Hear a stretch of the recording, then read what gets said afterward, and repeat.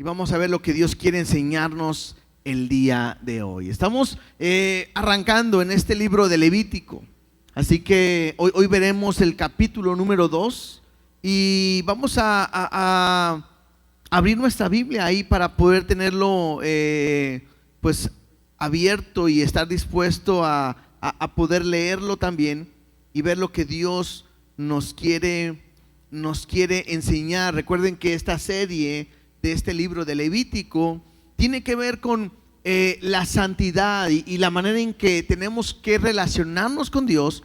Dios es santo y está pidiendo que su pueblo también viva en esa santidad que Él es.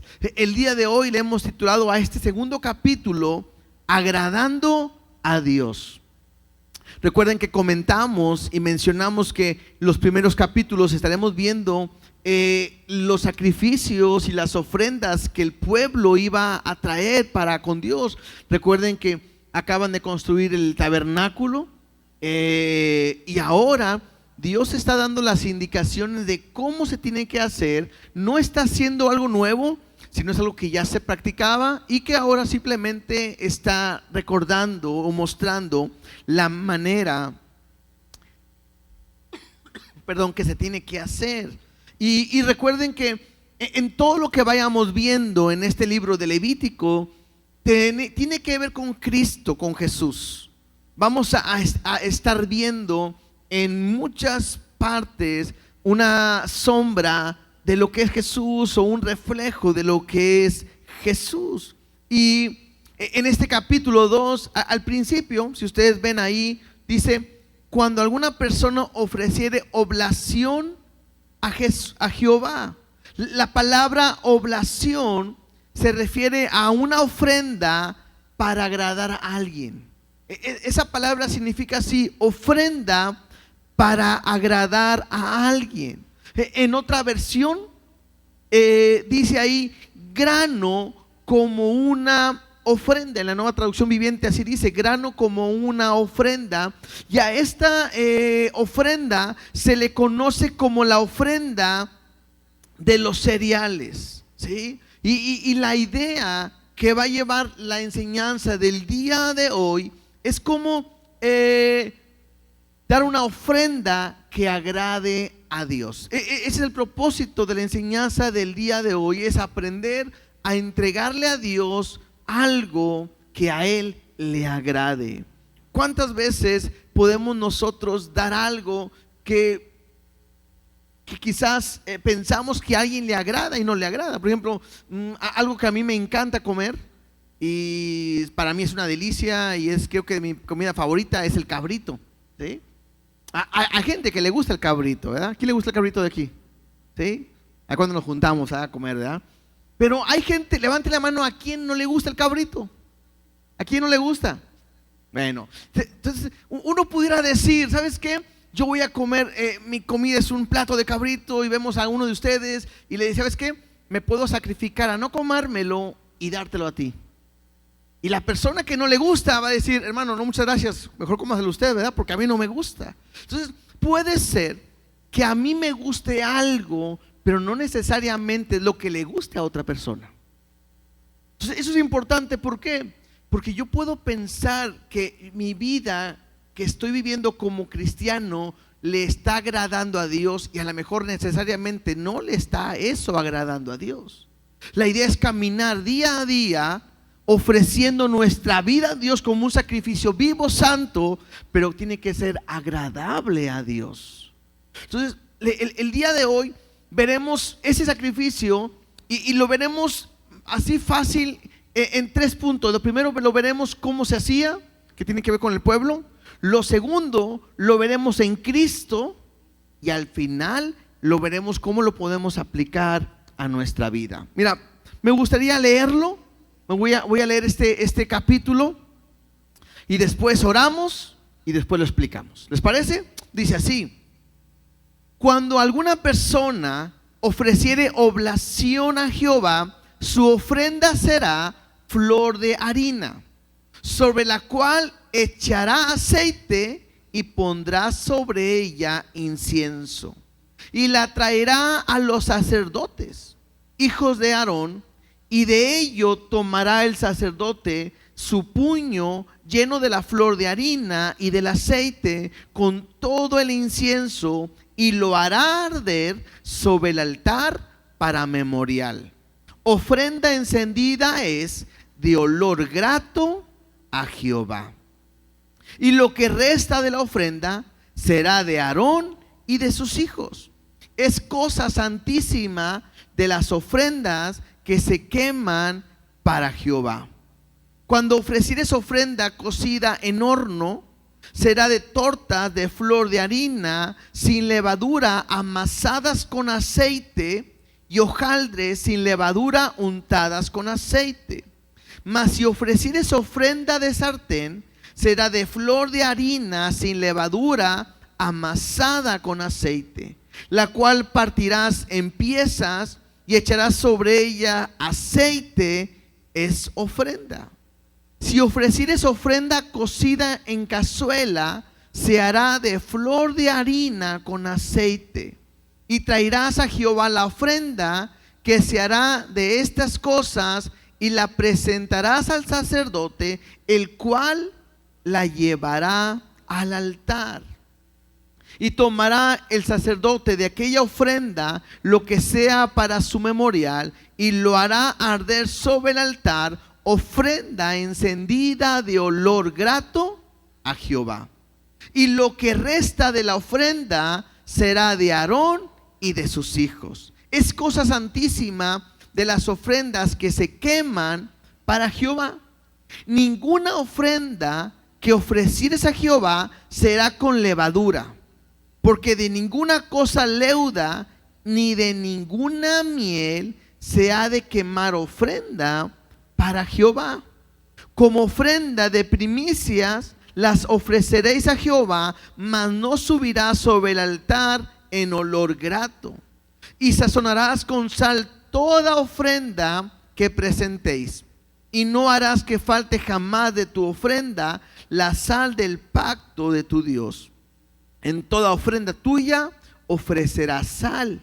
Si ofrecieres a Jehová ofrenda de primicias, tostarás al fuego las espigas verdes, y el grano desmenuzado ofrecerás como ofrenda de tus primicias.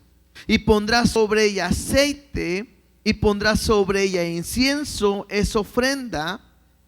Y el sacerdote hará arder el memorial de él, parte del grano desmenuzado y del aceite, con todo el incienso, es ofrenda encendida para Jehová.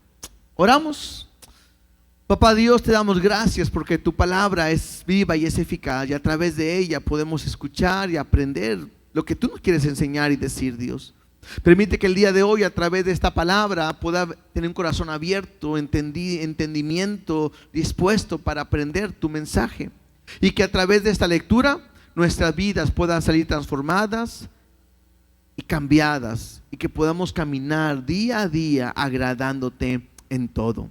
Toma el control de este momento, háblanos, enséñanos, y Espíritu Santo, tú sé obrando en nosotros. Te lo pedimos en el nombre de Jesús. Amén y amén.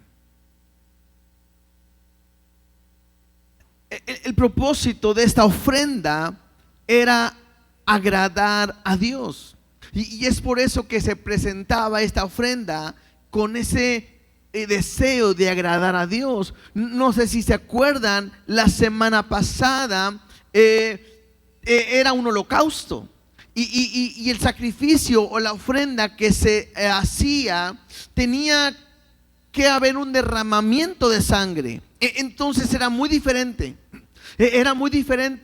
El sacrificio que vimos la semana pasada, que tenía que ser un animal sin defecto, tenía que ser un macho, y tenía que haber un derramamiento. Había que degollar, había que limpiar, había que lavar, se tenía que quemar.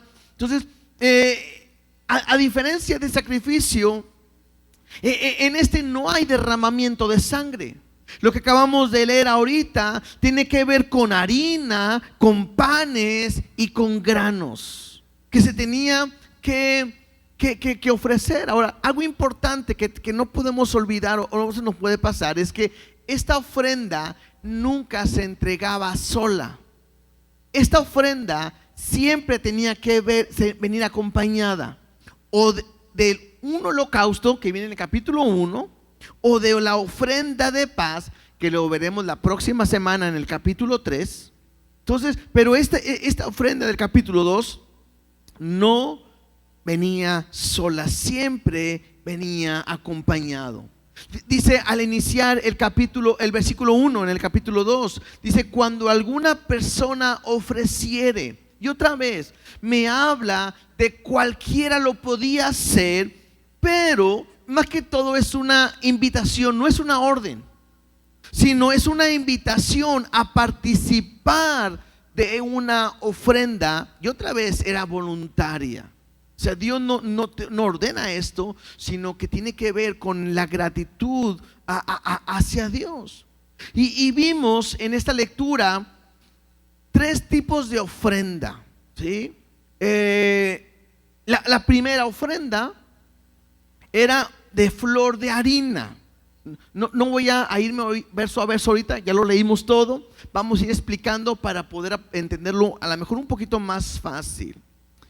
La primera es una ofrenda de flor de harina, y esta se le echaba aceite, se le ponía incienso. Leímos ahí que tomaban un puñado y se quemaba en el altar.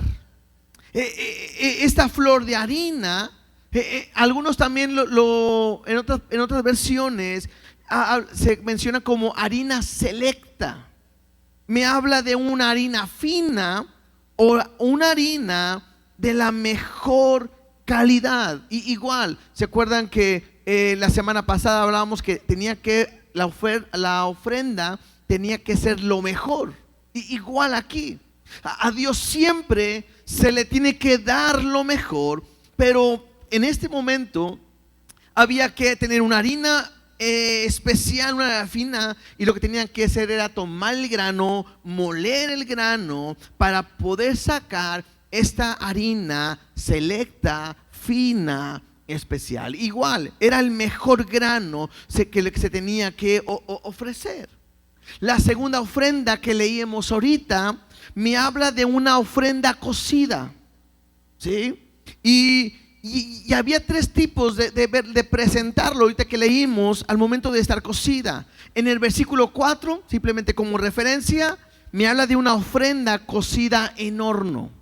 Entonces era amasar, era preparar un pan y era cocido en el horno. Otro era una ofrenda cocida en un sartén, versículo 5 y versículo 6. Otra ofrenda era cocida en una cazuela, versículo 7. Entonces eran 3 formas distintas de cocer la harina, pero la ofrenda era la misma. Si se dan cuenta, era harina con aceite, y después se metía en el incienso, te iba a llevar sal, pero era 3 maneras diferentes: en un horno, en una cazuela o en un sartén. Diferentes maneras, pero era exactamente lo mismo, ¿sí? La tercera ofrenda me habla que son espigas verdes de grano desmenuzado. Y esto es simplemente el mismo grano fresco. Me habla de espigas verdes que eran tostadas, ¿sí? Entonces, 3 tipos de ofrendas.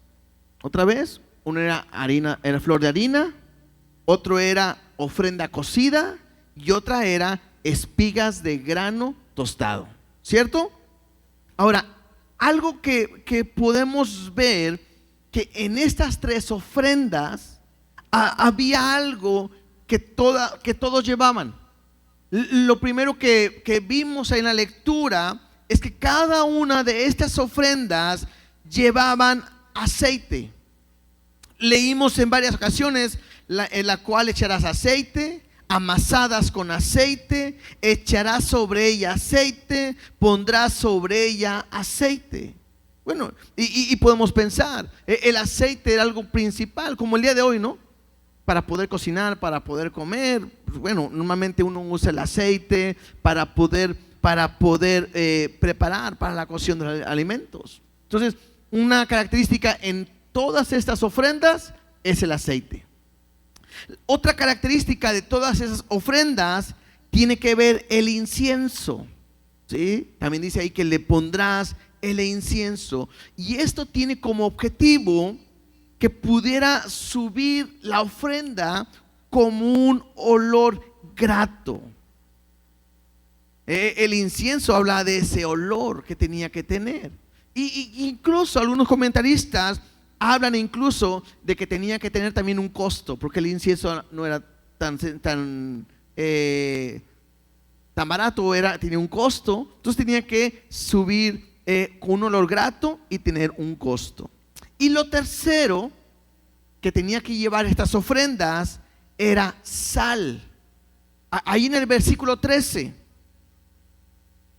En el versículo 13 dice: y sazonarás con sal toda ofrenda que presentes. No harás que falte jamás de tu ofrenda la sal del pacto de tu Dios. En toda ofrenda tuya ofrecerás sal. Entonces, la sal es una parte importante en la ofrenda.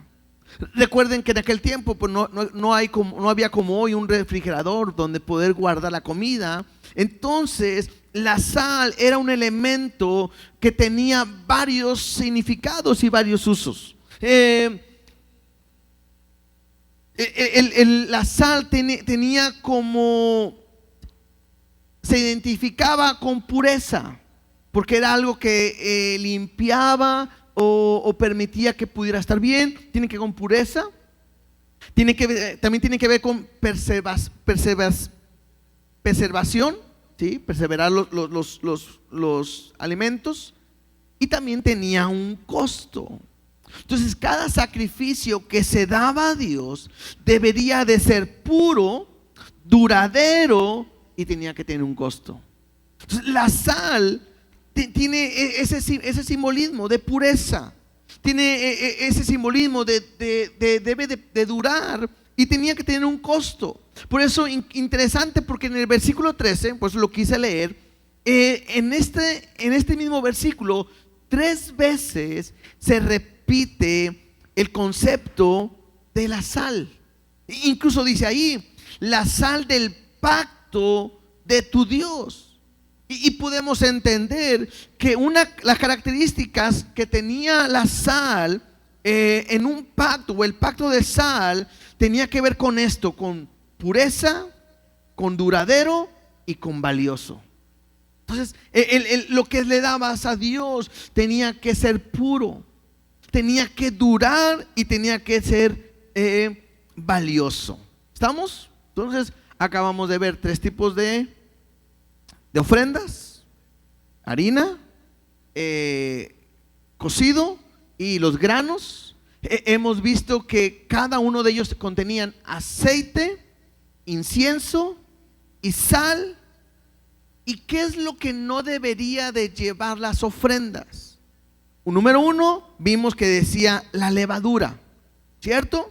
¿Por qué? La levadura no estaba permitida porque era una imagen y representaba imagen o representación del pecado o de los efectos del pecado.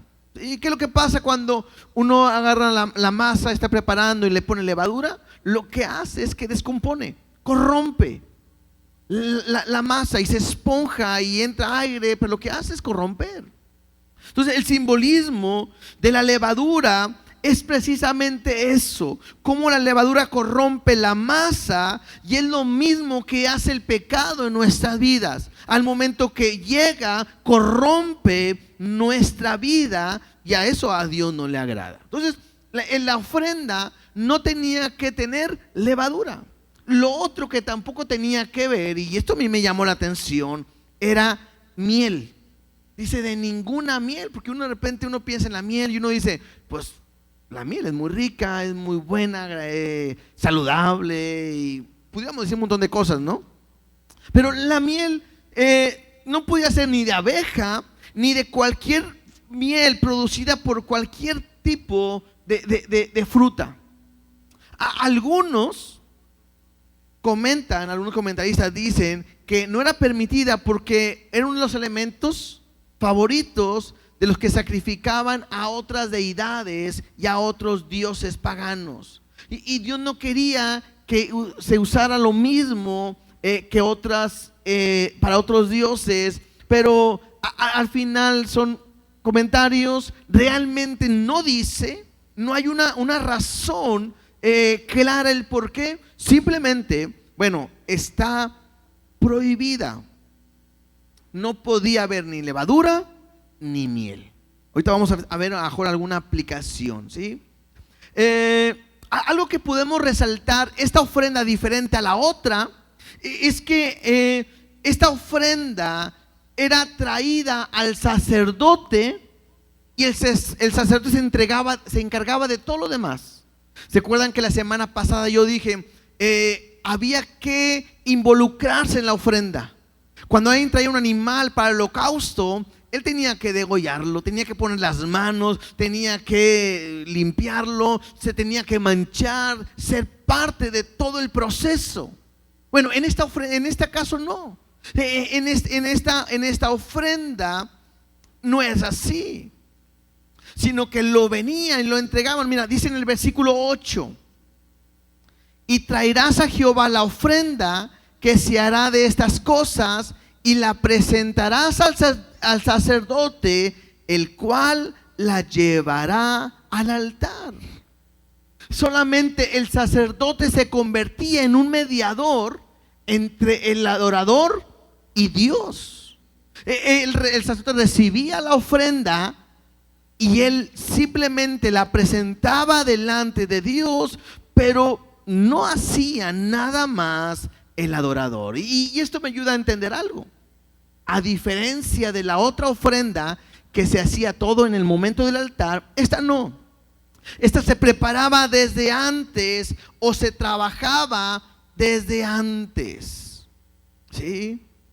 Se trabajaba de antemano. ¿Por qué? Pues se tenía que cosechar el grano, se tenía que moler, se tenía que amasar, se tenía que cocer, se tenía que preparar todo. Se traía eso completamente al sacerdote y se trabajaba desde antes y se entregaba como una ofrenda que se entregaba a Dios simplemente. Y el sacerdote hacía lo demás. Otra característica que vimos en la lectura es que la ofrenda tenía que ser olor grato a Jehová. Y esto quiere decir, o se refiere a que tenía que ser agradable a Dios. Lo principal de cualquier ofrenda de la que estamos hablando, claro, pues tiene que ver con que sea agradable a Dios. Recuerden que dijimos al principio que la palabra oblación se refería a agradar a alguien a través de una ofrenda. Entonces lo que querían hacer es entregar una ofrenda que fuera agradable a Dios. Entonces lo vimos hace rato. Esta ofrenda tenía que ir acompañada, aunque no había un derramamiento de sangre, pero también recuerden más bien, cuando hablamos del derramamiento de sangre, el holocausto, hablamos de una entrega total. Cómo Dios quería que nos entregáramos completamente.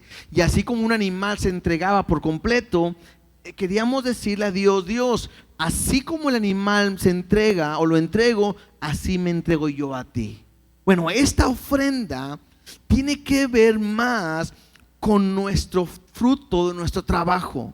Y es una manera de decirle a Dios: Dios, lo que tú me has dado, lo que tú de ti hemos recibido, es una manera de dedicarle todo mi trabajo y todo cuanto tengo a Dios. Vuelvo a decir, ¿qué tenía que hacer la persona? Pues ir a sembrar, ir a cosechar, escoger el mejor grano, molerlo, amasarlo, cocinarlo, traerlo a Dios. Y era una manera de decirle a Dios: aquí está mi trabajo.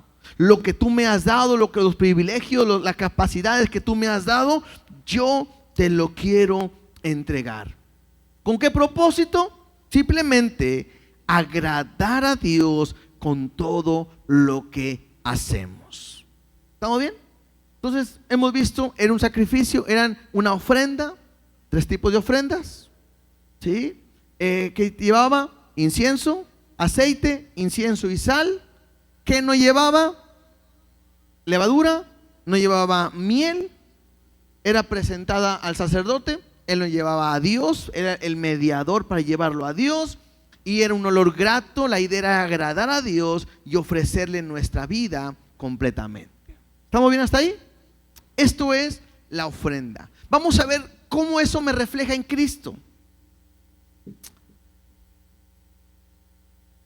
Veamos otra vez las 3 tipos de ofrenda. La primera ofrenda, ¿cuál era?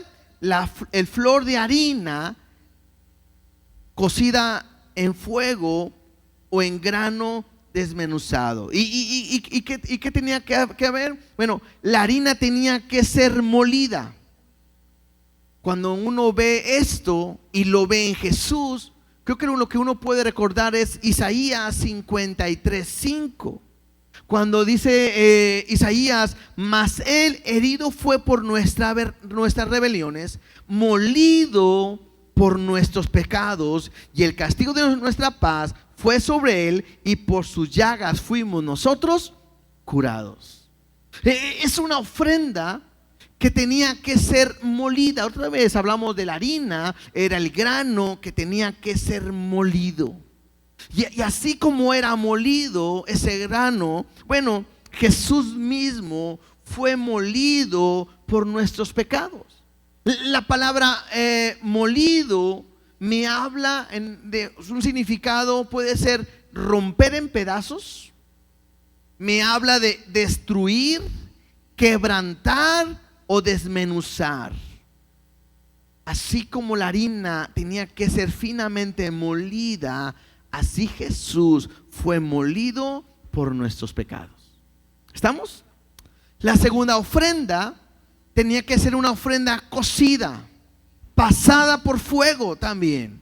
Y creo que la manera más fácil es poder ver a Jesús en el monte de los olivos, a punto de ir a entregar su vida y llegar con Dios y decirle: Padre, si está de ti que pase esta copa, pero que no se haga mi voluntad sino la tuya. Es Jesús el que ha sido pasado por fuego, pasado en este juicio, entregando su vida con un solo propósito. ¿Cuál era? Agradar a Dios. Entonces es Él entregando su vida. Mira lo que dice Hebreos capítulo 12, versículo 2. Quizás un versículo nada más como referencia o para reforzar lo que estoy mencionando. Hebreos 12:2 dice: puesto los ojos en Jesús, el autor y consumador de la fe, el cual por el gozo puesto delante de él sufrió la cruz, menospreciando el oprobio, y se sentó a la diestra del trono de Dios. Entonces me habla de cómo Jesús estuvo dispuesto a entregar su vida, a pasar por este juicio, la cruz, para poder agradar a Dios. Y la tercera ofrenda, vimos que era un grano desmenuzado, ¿no? En el grano que era tostado, desmenuzado. Pero también para poder desmenuzar el grano tenía que ser golpeado. Y pudiéramos tomar como referencia cómo Jesús fue golpeado, azotado por nosotros. Pero también podemos ver cómo Jesús se compara con el grano. Mira, vamos ahora a Juan capítulo 12, versículo 23. Recuerda que todas estas ofrendas tienen que ver con Jesús o refleja a Jesús. En Juan capítulo 12, versículo 23, hablando Jesús de que Él tenía que ir a la cruz a morir por nuestros pecados o a entregarse por nosotros, dice así: Jesús le respondió diciendo: ha llegado la hora para que el Hijo del Hombre sea glorificado. Versículo 24: de cierto os digo que si el grano de trigo no cae en la tierra y muere, queda solo, pero si muere, lleva mucho fruto. Es Jesús haciendo una comparación con el grano y diciendo, si el grano no cae en tierra y muere, pues queda solo, el grano se quedó ahí. Pero cuando el grano cae y muere, pues lleva mucho fruto. Y si uno habla de lo que es la planta, uno entiende cómo el grano tiene que morir, tiene que abrirse para que de ahí pueda salir vida. Bueno, de la misma manera se refiere a nosotros. Nosotros somos parte de ese fruto, porque es su muerte la que ahora nos ha traído vida. Si Cristo no hubiera ido a la cruz a morir, el grano, nosotros estaríamos muertos, espiritualmente condenados. Pero por cuanto murió en la cruz y resucitó al tercer día, hoy nosotros tenemos una vida eterna. Mira, sigamos leyendo, brinquémonos. Bueno, vamos mejor a Juan 6:26, por favor.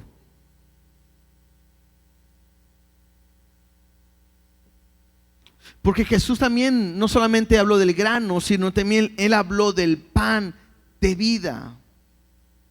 Si tú empiezas a leer el capítulo 6, te das cuenta cómo Jesús dio a comer a una multitud que le seguía. Que decían, ya era tarde, no había para despedirlos si la gente tenía hambre, y de repente Jesús les dice, pues ustedes denle de comer, y no había. Y había un joven que tenía unos panes, unos pececillos, y hubo un gran milagro. Todos comieron de lo que el muchacho traía, el joven, y hasta sobró. Y Jesús se va y la gente sigue a Jesús. La gente empieza a seguirlo por lo que acaban de ver y que podían ver que en Jesús puede haber recursos. Juan 6:26 dice así: y respondió Jesús y les dijo, porque ellos fueron a buscarlo, a seguir a Jesús, y Jesús les dice esto: de cierto os digo que me buscáis, no porque habéis visto las señales, sino porque comisteis el pan y os saciasteis. O sea, Jesús los llama y le dice, a ver, ustedes me siguen porque comieron, a llenarse, y no tanto por el milagro. O sea, acababa de suceder un gran milagro, dar de comer a más de 5,000 personas, con unos panes y unos pececillos que había ahí, y todavía sobra, y ellos no ven el milagro, simple ven ellos lo que les conviene, o que fueron alimentados. Dice el versículo 27, Jesús les dice, trabajad no por la comida que perece, sino por la comida que a vida eterna permanece, la cual el Hijo del Hombre os dará, porque a este señaló Dios el Padre. Y entonces le dijeron, ¿qué debemos hacer para poner en práctica las obras de Dios? Respondió Jesús y les dijo, esta es la obra de Dios, que creáis en el que Él ha enviado.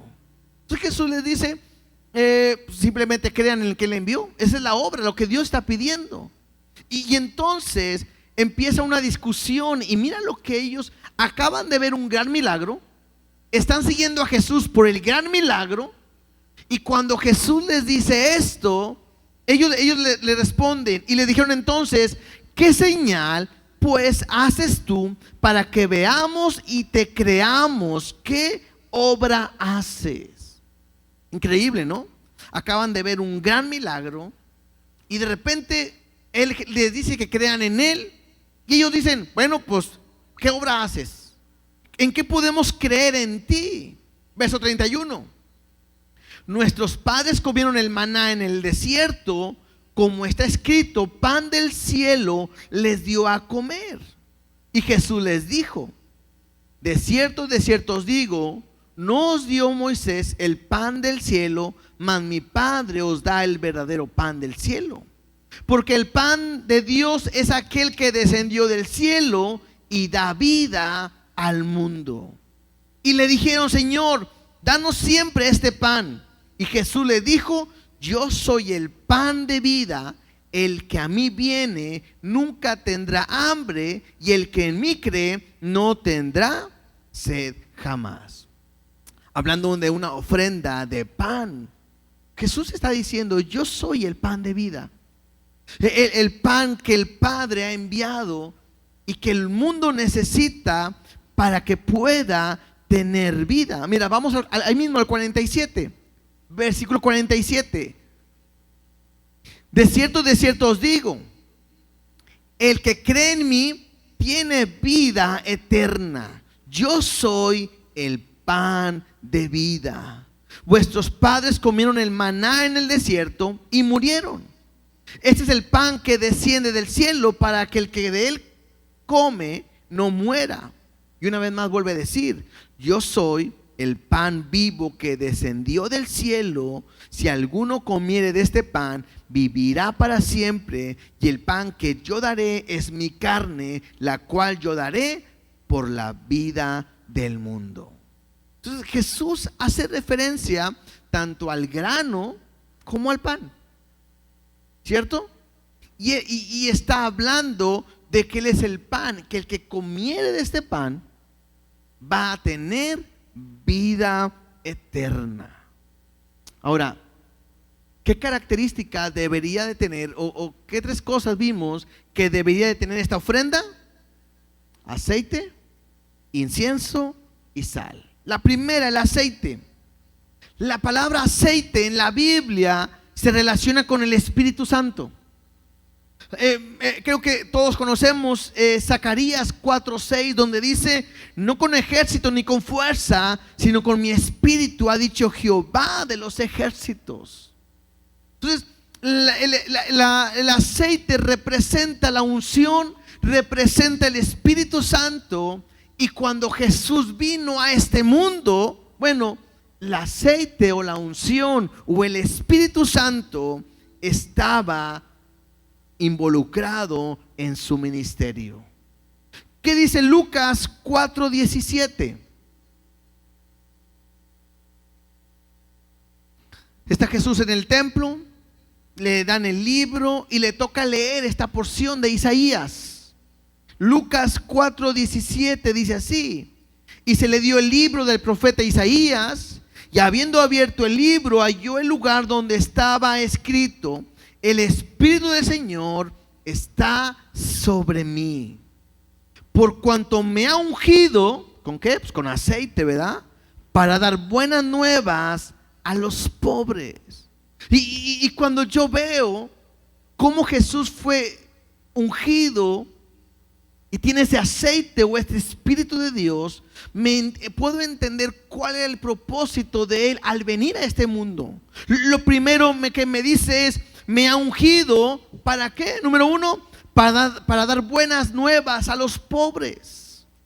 Cuando habla de pobres no quiere decir alguien que económicamente está mal, sino aquellos que están condenados a una muerte eterna y que podemos decir pobres de ellos, ¿no? Porque necesitan ayuda. Y Jesús es aquel que puede dar esas buenas nuevas a los pobres. ¿Cuáles son las buenas nuevas? Dice ahí, me he enviado a sanar a los quebrantados de corazón. Y esta es una bendición para nosotros. ¿Por qué?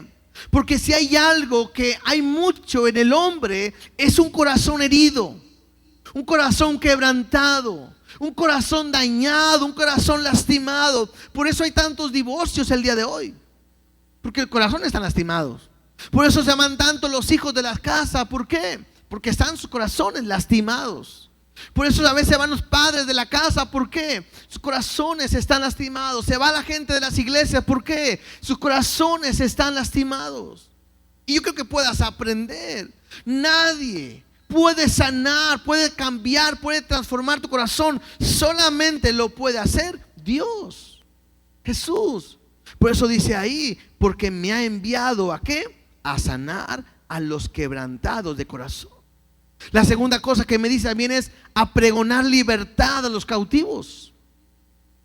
¿Cuál libertad? Alguien pudiera decir, si no somos esclavos. Bueno, el problema en el hombre es la esclavitud, pero al pecado. Porque hay un conflicto interno donde nos es difícil dejar de pecar, dejar de hacer lo que a Dios no le agrada. Y la única manera de poder dejar que el pecado actúe en mi vida solamente es a través de Cristo. ¿Cuántas veces hemos dicho: Dios, es que no puedo dejar este pecado o esto que a ti no te agrada, no puedo dejar de hacerlo. De mentir, de pelear, de tomar, de fumar, de drogarse, de cambiar del carácter. Y no puedo cambiar. ¿Por qué? Pues que estamos siendo cautivos en el pecado. Pero Cristo es el único que me puede traer libertad. Dice también ahí: y dar vista a los ciegos. ¿No es cierto que antes sin Cristo estábamos ciegos? Íbamos tras otras imágenes, tras otras ideologías, tras otros pensamientos.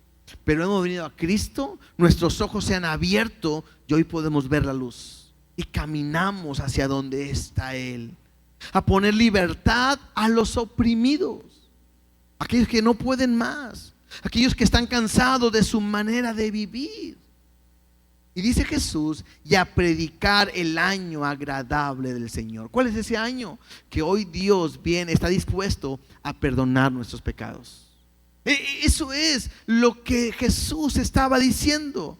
Dice ahí versículo 20: y enrollando el libro, lo dio al ministro y se sentó, y los ojos de todos en la sinagoga estaban fijos en él, y comenzó a decirles: hoy se ha cumplido esta escritura delante de vosotros. Sobre Cristo, sobre el grano, sobre este pan, sobre esta ofrenda estaba el aceite, la unción del Espíritu Santo. No vamos a leerlo, pero ¿se acuerdan cuando Jesús fue bautizado? Fue sumergido, y cuando fue levantado, ¿qué dice? Y descendió el Espíritu Santo. Y se escuchó una voz en el cual decía: este es mi Hijo amado, en el cual tengo complacencia, en el cual Dios se agradaba. Entonces puedo entender cómo la unción, el aceite estaba sobre Jesús, sobre esta ofrenda. El otro elemento es el incienso. La Biblia me habla del incienso. En Apocalipsis me habla de que se refiere a las oraciones. Entonces puedo aprender algo, que el incienso me habla tanto de la oración, que Cristo pasaba tiempo, pero el incienso también me habla de este olor grato. Y puedo leer un versículo, lo vimos la semana pasada, pero una vez más, Efesios 5:2. El incienso me habla también del olor grato, y dice así: y andad en amor, como también Cristo nos amó y se entregó a sí mismo por nosotros, ofrenda y sacrificio a Dios en olor fragante. Entonces Jesús mismo se ofreció y se entregó como un olor grato a Dios. Y número 3, aceite, incienso y sal. La sal, ¿de qué nos habla? De la pureza. Y si algo podemos resaltar en Jesús es que fue puro, que no pecó, que no hizo nada indebido. Ahora, incluso era tan puro que era capaz de tocar aquello que era impuro y transformarlo y limpiarlo. El ejemplo más claro que podemos pensar es: ¿se acuerdan los leprosos? Los leprosos eran una enfermedad de muerte que nadie podía acercarse. Era mostrado como una impureza, nadie se podía acercar, era contagioso. Y cuando Jesús ora, toca, como la mujer también del flujo de sangre, puede cambiarlo todo y traer esa pureza a su vida. ¿Sí? ¿Qué eran cosas que no traían las ofrendas? Dijimos dos. Una es la levadura. Y quizás para este punto quiero nada más leer 2 Corintios 5:21. 2 Corintios 5:21 dice así: al que no conoció pecado, por nosotros lo hizo pecado, para que nosotros fuésemos hechos justicia de Dios en él. Y otra vez, la levadura hablaba del pecado. En Jesús no hubo pecado, fue examinado. Poncio Pilato dijeron: no encuentro nada mal en él. Y lo que tampoco debía de haber era miel. Y bueno, Salmo 69:21 Me ayuda a entender que Jesús en la muerte no bebió nada dulce, sino bebió lo amargo. Y bebió lo amargo para que nosotros podamos disfrutar la dulce salvación que Dios ofrece.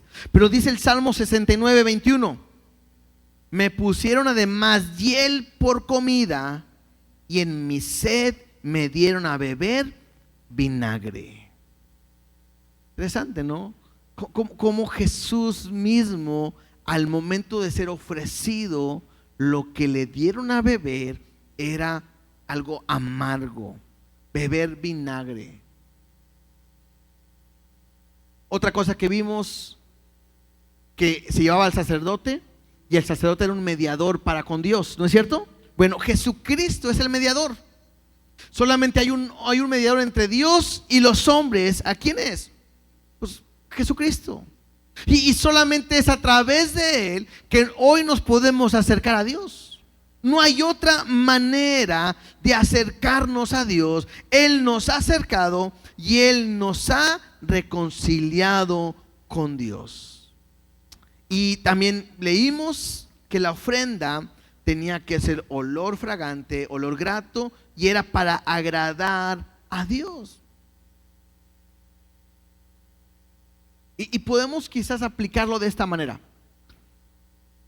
En esta ofrenda dijimos que no había sangre, ¿se acuerdan?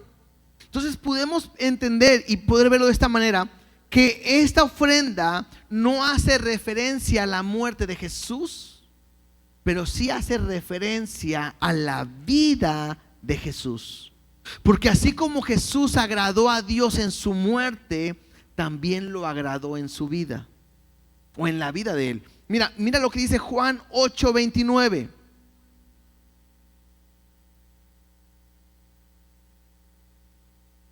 Juan 8:29 dice: porque el que me envió conmigo está. No me ha dejado solo el Padre, porque yo hago siempre lo que le agrada. Entonces yo puedo aprender. Claro, Jesús fue obediente hasta la muerte y muerte de cruz, y eso le agradó a Dios. Pero lo que puedo resaltar de Jesús es que Él siempre hizo lo que a Dios le agradaba. Y eso tenemos que aprenderlo nosotros. ¿Por qué? Porque es muy fácil decirle a Dios: Dios, estoy dispuesto a morir por ti, o después de mi muerte toma mi vida. Pero lo más importante es que cada día podamos vivir a Dios agradándole. Hemos visto cómo se hacía la ofrenda, hemos visto cómo la ofrenda representa a Jesús. Ahora, ¿cómo lo puedo aplicar a mi vida? En la última parte dijimos que esta ofrenda no se podía dar, no venía sola, tenía que venir acompañada de un derramamiento de sangre y del holocausto. ¿Se acuerdan al principio? Bueno, de la misma manera, no podemos nosotros agradar a Dios. Esta ofrenda es para agradar a Dios. No podemos agradar a Dios sin antes no hay derramamiento de sangre. Y eso es importante. ¿Por qué? Porque el hombre ha tratado de una y otra manera llegar a Dios. Y dicen que una es grande y otra chiquita, y arriba, pero eso es una mentira. Por más que hagamos, por más que intentemos hacer las cosas correctas para agradar a Dios, en el hombre está incapacitado, imposibilitado de poder agradar a Dios. Lo que tiene que hacer es ir a la cruz. Y solamente es a través de Cristo que el hombre puede agradar a Dios. Pues Jesús nos enseña a través de su palabra que Él es el camino, Él es la verdad y la vida, y nadie va al Padre si no es por Él. Este es un punto importante para nosotros. ¿Por qué? Porque solamente a través de Cristo es que me puedo acercar a Él, y es a través de Él que yo le puedo agradar. No hay otra manera. No hay alguien que pueda llegar delante de Dios y decir: Dios, por lo que yo he hecho vengo a agradarte. No se puede. Con mi trabajo te quiero agradar. No, porque todas nuestras obras son como trapos de inmundicia delante de Él.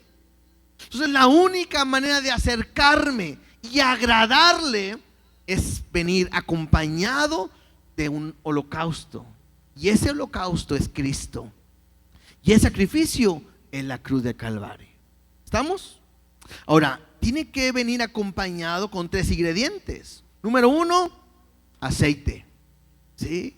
Y dijimos, el aceite representa el Espíritu Santo. Y lo sabemos, que el momento que hemos oído el Evangelio y hemos creído, fuimos sellados con su Espíritu.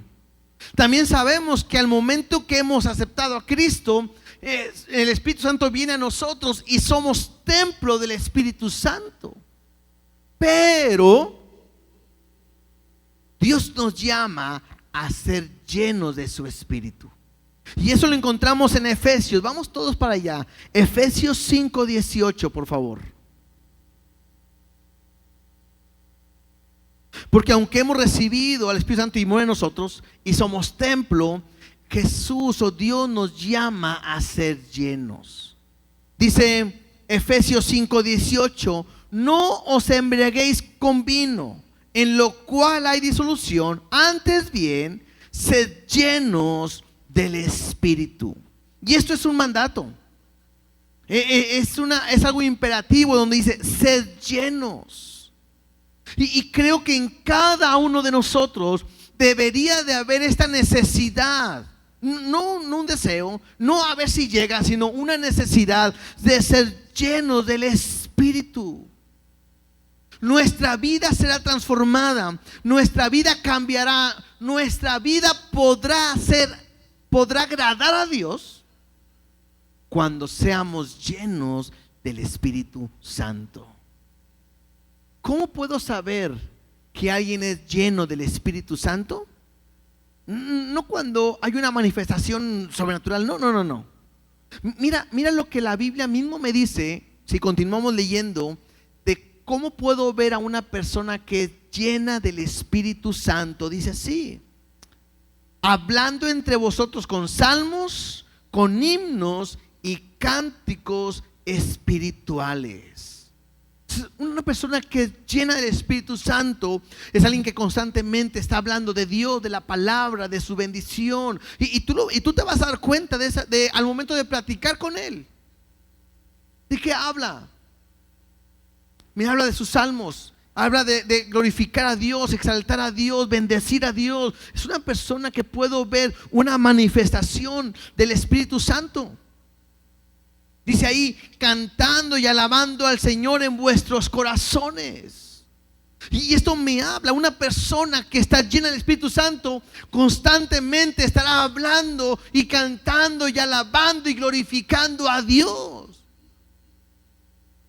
Voy a decir algo que de repente no quisiera que se malinterprete, pero de repente el escuchar que hay cristianos que se deprimen, cristianos que viven así como que agüitados, derrotados, en problemas.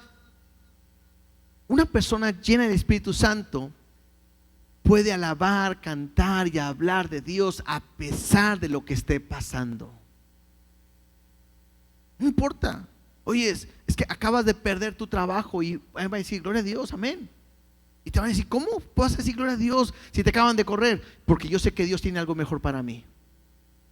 Es que me acaban de dar un diagnóstico que estoy enfermo y tengo esta enfermedad y gloria a Dios, estoy contento porque Dios se puede manifestar en mi vida. Y la gente te va a ver y va a decir, este está loco. Porque no se trata de lo que el mundo, el hombre piensa. Se trata de poder caminar y creerle que Dios va a hacer algo poderoso en mi vida. Incluso si esa enfermedad no se me va a quitar y voy a morir, es la manera en que Dios me está llamando a su presencia. Y eso es algo glorioso, ¿no? A veces cantamos cuando allá se pase lista, ¿no?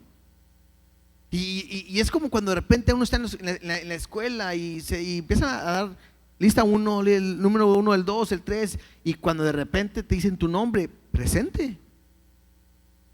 Dios tiene una lista y está mencionando a cada uno de los que está llamando a su presencia. Y si de repente se acerca que tú vas a ser nombrado, Dios tiene que manejar el medio. Pero una persona que está llena del Espíritu Santo a pesar o en momento de la enfermedad, puede decir gloria a Dios, porque Dios se va a glorificar en mi vida. Cuando no estás lleno, vas a decir, ¿por qué a mí? Si me porto bien, si estoy en la iglesia, si le sirvo, y te vas a molestar y enojar, ya no quiero ir a la iglesia. Bueno, es una evidencia que no estás lleno del Espíritu Santo.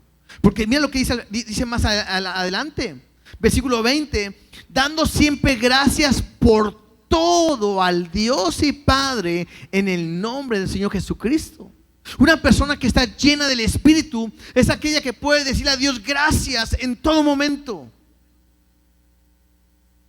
¿Se han dado cuenta? Normalmente siempre en la oración, los que vienen temprano, o en algún momento siempre nuestro hermano César dice, vamos a una oración por gratitud. ¿Quién quiere orar? Bueno, una persona que está llena del Espíritu Santo es una persona que constantemente está con Dios diciéndole gracias. Gracias por la vida, gracias por los alimentos, gracias por mi familia, gracias por el trabajo, gracias por la dificultad, gracias por la escasez, gracias por la prueba, gracias y gracias y gracias en todo y por todo. Tenemos que ser llenos del Espíritu Santo. Y el más importante, bueno, no más importante, y el último punto aquí a ver, una persona llena del Espíritu Santo, versículo 21, es alguien que se puede someter unos a otros en el temor de Dios. No importa quién seas, no importa qué preparación tengas, no importa qué hagas, una persona que está llena del Espíritu Santo es alguien que puede aprender a someterse a toda autoridad porque ha sido puesta por Dios. Cuando de repente uno llega a decir, ¿y este quién se cree? No sabe ni quién soy, ¿verdad? Aguas, porque a lo mejor estás levantándote en el orgullo y no estás aprendiendo a someterte. Porque toda autoridad es puesta por Dios y uno se puede aprender a someter a cualquier persona. Una persona llena del Espíritu Santo es capaz de someterse. Y hablando de esposo, ¿a quién? Pues al Señor. La esposa, ¿a quién? A su esposo. Hablando de los hijos, a los padres. Hablando de los trabajadores, a los amos. Puedes leerlo ahí. Pero nosotros tenemos que ser llenos del Espíritu Santo. Si somos una ofrenda, un sacrificio vivo y santo, agradable a Dios, mi ofrenda tiene que llevar aceite, tiene que llevar la unción del Espíritu Santo para poder agradar a Dios. El segundo elemento, el incienso. Dijimos que el incienso era un olor grato, y dije hace rato que en Apocalipsis me habla que son las oraciones. Bueno, algo que mi vida necesita para agradar a Dios es la oración. Mi vida tiene que ser llena de oración. Si tú ves a Jesús, ¿cuánto tiempo pasó orando? Bastante, en todo momento. Y tengo que meditar y decir, si Jesús siendo Dios le era necesario pasar tiempo con el Padre, ¿cuánto más a nosotros? Yo no puedo saber su voluntad, yo no puedo caminar con Él, yo no puedo ser dirigido con Él si no le oro, si no le busco, y menos puedo ser un olor grato a Él si no estoy con Él todos los días. Por eso nosotros enseñamos tanto que aprendas a tener tu devocional, porque tu devocional me habla de esa intimidad con Dios. Y el tercer elemento, hablamos del aceite, hablamos del incienso y ahora la sal. La Biblia me dice que somos la sal de la tierra. Interesante, porque la sal era aquel elemento que impedía o detenía que los alimentos se corrompieran. Entonces, nosotros somos llamados a vivir en santidad, porque nosotros somos el agente que puede hacer que en este mundo se pueda vivir en santidad y que no se corrompa en el pecado. Dios nos está llamando a vivir en santidad. El problema es que dice que si la sal pierde su sabor, ¿para qué sirve? Para nada. Si nosotros somos la sal de la tierra Y si nosotros en vez de vivir en santidad, vivimos en pecado, ¿de qué sirve la iglesia? Para nada. Es imposible que agrademos a Dios si estamos viviendo constantemente en pecado. Necesito la unción, necesito mi relación, mi intimidad con Dios, pero necesito también vivir en santidad. Incluso hasta en nuestra manera de hablar. Mira algún versículo, Colosenses 4:6. Cuando Dios me llama a la pureza, aún me habla en el momento de hablar. Dice así, Colosenses 4:6. Sea vuestra palabra siempre con gracia, sazonadas con sal, para que sepáis cómo debéis responder a cada uno. Yo tengo que aprender a saber cómo debo responder a cada uno. ¿Qué cosas, elementos no debería de haber en el sacrificio? Pero en la ofrenda, levadura y miel. La primera, la levadura. Primera de Corintios 5, 6 y 7. Primera de Corintios 5, 6 y 7 dice así: no es buena vuestra jactancia. ¿No sabéis que un poco de levadura leuda toda la masa? Limpiaos pues de la vieja levadura, para que seáis nueva masa, sin levadura como sois, porque nuestra Pascua, que es Cristo, ya fue sacrificada por nosotros. Lo que estaba diciendo o pidiendo Dios es que nosotros podamos quitar el pecado de nuestra vida. Otra vez, Dios me llama a una santidad, porque sin santidad nadie verá a Dios, porque yo no puedo agradar a Dios si vivo en pecado. ¿Y qué me está diciendo? Si tú eres una ofrenda entregada a Dios, tú tienes que aprender a quitar esa levadura. Lo que hace la levadura es hinchar, levantar, inflar, y eso me habla de orgullo.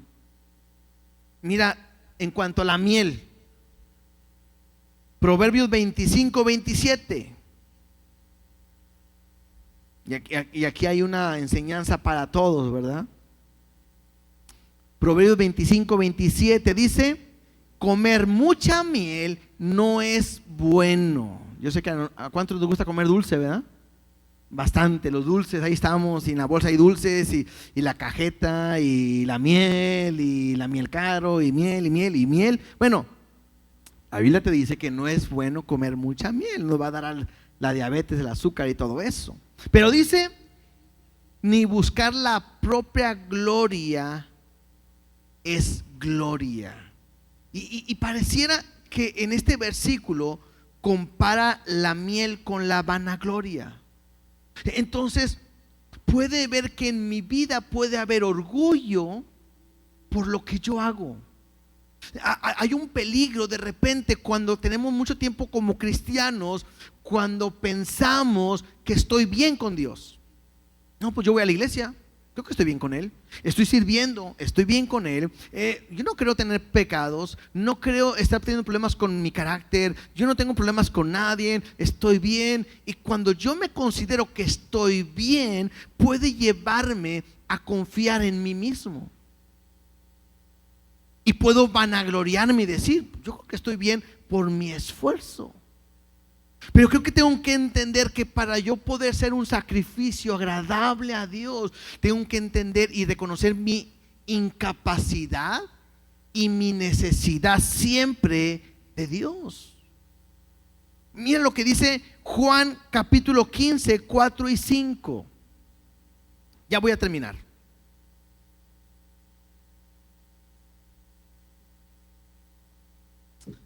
Dice Juan 15, 4 y 5, dice: permaneced en mí y yo en vosotros. Como el pámpano no puede llevar fruto por sí mismo si no permanece en la vid, así tampoco vosotros si no permanecéis en mí.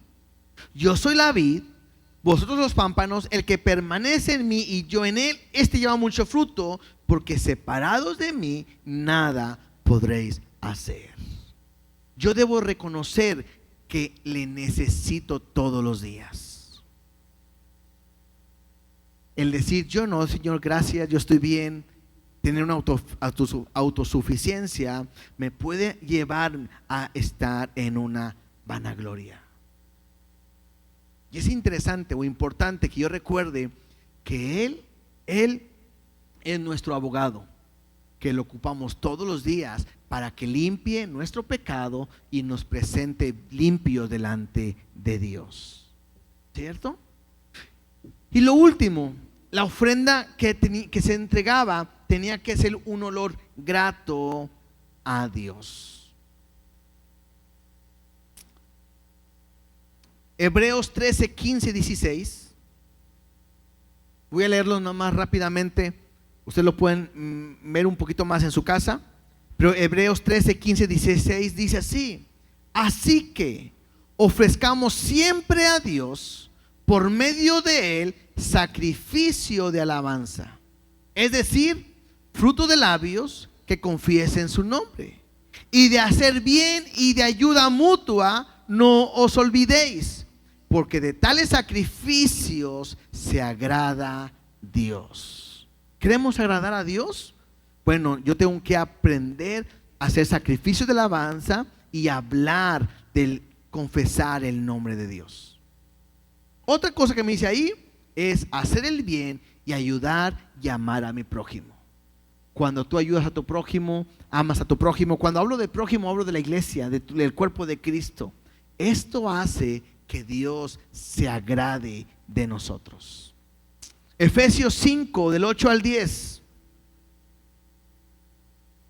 Efesios 5, del 8 al 10 dice: porque en otro tiempo erais tinieblas, mas ahora sois luz en el Señor. Andad como hijos de luz, porque el fruto del Espíritu es en toda bondad, justicia y verdad, comprobando lo que es agradable al Señor. ¿Cómo voy a agradar a Dios? Andando en luz, mostrando bondad, justicia y andando en verdad. No hay otra manera. Colosenses 3:20 dice: hijos, obedeced a vuestros padres en todo, porque esto agrada al Señor. Ahora, yo puedo aplicar lo de los hijos a los padres. El obedecer agrada a Dios, pero también me puedo aplicar que Dios quiere que obedezcamos sus mandamientos, y cuando le obedecemos lo que Él manda, Él se agrada de nosotros. Entonces, yo tengo que entender que mi vida tiene que agradar a Dios en lo que hacemos. La pregunta sería: ¿tu vida agrada a Dios? ¿Sube como un olor grato? O sea, ya le entregaste tu vida, qué bien. Ya eres un hijo de Dios, qué bien. Eres salvo, qué bien. Pero cuando te ofreces a Él, ¿Dios se agrada de lo que le estás dando? ¿Dios se agrada con tu vida? Efesios 2 del 8 al 10 dice, Efesios 2 del 8 al 10 dice: porque por gracia sois salvos por medio de la fe, y esto no de vosotros, pues es un don de Dios. O sea, yo soy salvo por fe, y esto es algo que Dios nos ha dado. Y me dice: no es por obras para que nadie se gloríe. Claro, la salvación no es por obras, algo que Dios ha dado. Pero el versículo 10 dice: porque somos hechura suya, creados en Cristo Jesús. ¿Para qué?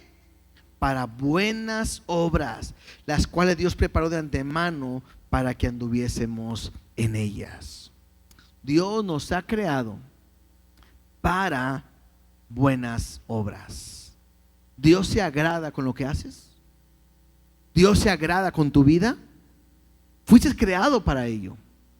Entonces yo tengo que entender que me tengo que ofrecer a Dios como un sacrificio vivo, santo y agradable a Él. Amén.